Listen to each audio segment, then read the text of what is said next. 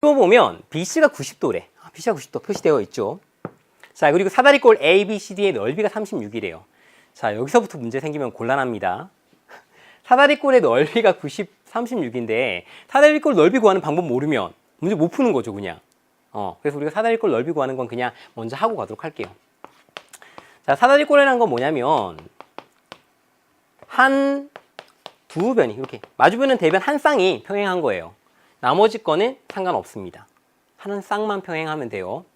자, 그럴 때 이거 넓이는 어떻게 구하냐면 이걸 보통 윗변이라고 그러고 아래쪽에 있는 걸 아랫변이라고 그러는데 평행한 두 개를, 그리고 우리가 얘를 높이라고 부르는 아이가 하나 있어요. 위에서 이렇게 수선의 발을 내렸을 때 각. 자, 그럴 때 우리가 사다리꼴의 넓이는 어떻게 구하냐면 2분의 1 곱하기, 이건 초등학교 때부터 배우는 거니까 A 플러스 B, 윗변 아랫변 더한 다음에 높이를 곱해주면 됩니다. 됐죠? 이게 바로 사다리꼴의 넓이를 구하는 공식이에요. 짠! 넘어갑시다. 자, 그럴 때 BC의 중점이 M이다. BC의 중점이 M이에요. 자, 그럴 때 AD에 내린 수선의 발을 AD의 수선의 발을 H라고 할 때 BM과 MH가 4라고 했어요. 봅시다. 다 표시를 해줄게요, 일단. 얘가 4. 그 다음에 중점이었으니까 이 길이가 같았을 거 아니에요? 얘도 4. 그리고 지금 조건 자체가 BM과 MH가 4로 같으니까 이것도 4예요. 어떤 걸 떠올려야 되는지 갈게요. 바로 문제부터 풀어보면 M이 있는데 양쪽에 직각삼각형을 만들 수 있는 게 보이죠? 빗변을 그리면. 그러면 공통인 변이 있고 90도로 같고 4가 있으니까 여기에 있는 ABM이랑 AHM은 합동이 돼요. 같은 삼각형이라고요. 맞아요? 자, 그런 의미에서 보면 M에서 다시 또 D를 그어도 마찬가지예요. 4, 4 같고 맞죠? 빗변 일치하고 90도 90도니까 여기 나오는 DHM과 DCM은 같은 삼각형이에요. 합동. 맞죠?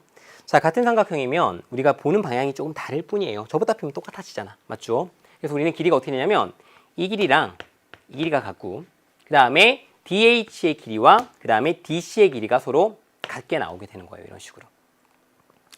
자, 그리고 이제 문제를 볼게요. 문제를 보면 어떻게 되냐면 AD의 길이를 구하는 게 목표예요.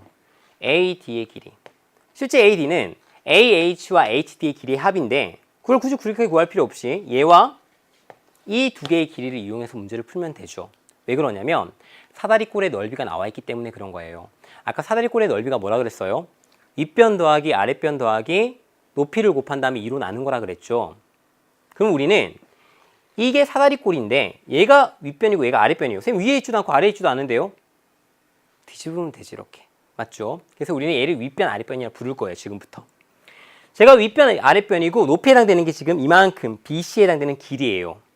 그러면 우리는 어떻게든 얘네 두 개를 사용해서 이 문제를 풀 수밖에 없는 거예요. 그래서 이렇게 문제를 보는 겁니다. 됐죠? 자, 지금부터 갈게요. 그럼 얘를 A라 그러고 얘를 B라고 합시다. 자, 그럼 우리가 총 구하려고 하는 AD는 A 플러스 B를 구하면 되겠죠. A 플러스 B가 나오잖아요. 윗변 더하기 아랫변. 자, 그럼 넓이라는 것은 36이라는 것은 어떻게 나와야 되는 거냐면 2분의 1 곱하기 자, 윗변 아랫변 더하면 A 더하기 B에다가 높이에 해당되는 값이 BC니까 길이가 8이죠. 그래서 8을 곱하면 돼요. 여기다 8. 자, 곱해주면 2분의 1 이거 약분되고 4.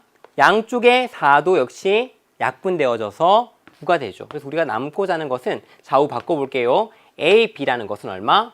9가 최종적으로 나오게 돼요. 그래서 우리가 찾고자 하는 정답은 얼마? 9가 정답이 되죠. 문제 이렇게 푸는 겁니다. 자, 그럼 지금부터는 이제 해설해 줄게요. 갑니다. 뭐냐면 우리가 지금 저 문제를 봤을 때 저기에는 많은 내용이 압축적으로 들어가져 있어요. 실제로 저기서 원도 발견할 수 있거든요. 네? 원이요? 원을 발견할 수 있어요. 실제로 저 조건은 문제에서 굉장히 많이 활용되는 조건이고 우리는 저 그림을 그리는 것보다 원을 그리는 데 더 익숙해져야 됩니다. 지금부터 한번 해볼게요. 어떤 직선이 있고 직선의 중점이 주어져 있어요. 여기를 똑같이 가져올게요. BC라 가져오고 중점을 M이라고 합시다. 그리고 M하고 똑같은 그러니까 BMC와 똑같은 길이의 형태가 하나 더 주어져 있을 때 여기를 H라고 했죠. 자, 이 세 개의 길이가 똑같이 주어져 있을 때 우리는 어떤 걸 생각해 볼 수 있냐면 어떤 걸 생각해 볼 수 있냐면 얘네 세 개를 연결한 삼각형을 생각해 볼 수 있고 실제로 이 삼각형은 어디에 들어있냐면 세 점을 지나는 원이 이렇게 존재를 해요. 이 원은 어떤 원이냐면 여기 이 점을 중심으로 가지는 원이 만들어지게 됩니다.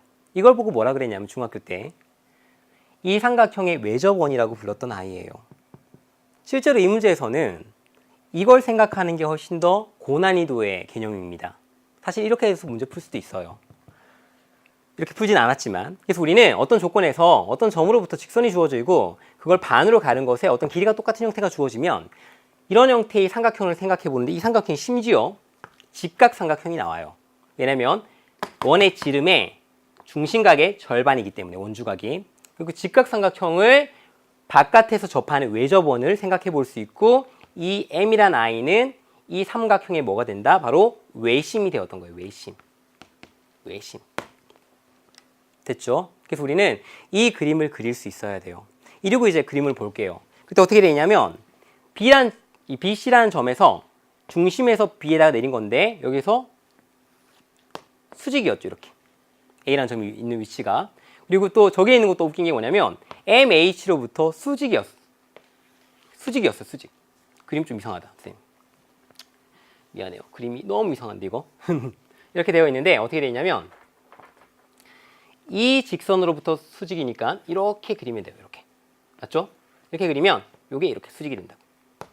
접한다고 했으니까 맞죠? 그래서 저기 있는 이제 교점이 바로 뭐가 되냐면 A란 점이 되는 거예요. 이렇게 그림이 확장된다고요. 저렇게. 자, 그럴 때 우리가 어떤 게 성질이 또 하나 있냐면 원이 있을 때 원 바깥에 있는 점 한 점 A가 있는데 원의 두 개의 접선을 이렇게 그려보는 거예요. 그러면 여기 접점이 하나씩 생기겠죠. 그때 이루는 중요한 성질 중에 하나가 이걸 B라 그러고 얘를 C라고 했을 때 A, B의 길이와 AC의 길이가 같아진다는 성질이 있어요. 그렇게 보면 어떻게 되냐면 이 A라는 점으로부터 B도 접선이니까 접점이고 얘도 접점이죠. 그래서 이만큼의 길이와 이만큼의 길이가 같아져요. 그래서 우리가 문제를 그렇게 풀었잖아요. 그걸 이용해서. 그래서 우리가 처음에 나왔던 형태의 어떤 합동이 된다는 조건을 이용해서 문제를 풀 수도 있지만 우리가 좀 더 고차원적인 개념을 가져와서 외심이란 것도 확장을 해보고 그 안에 직각삼각형이 들어있고 원이란 것도 존재하고 원 밖에서의 어떤 접선을 그렸을 때 길이 같은 B도 생각해 볼 수 있는 거예요. 이렇게 개념을 확장시키면서 공부를 하고 어떤 도형을 바라봐야지만 우리가 조금 더 어려운 형태의 도형을 봤을 때 문제를 쉽게 풀어낼 수 있다고요. 알겠죠? 무슨 말인지? 자, 이제 16번 갈게요. 16번. 자, 16번도 도형이 나왔습니다. 이 도형 4콤보야. 자, 그림과 같이 평행 사변형 ABCD에서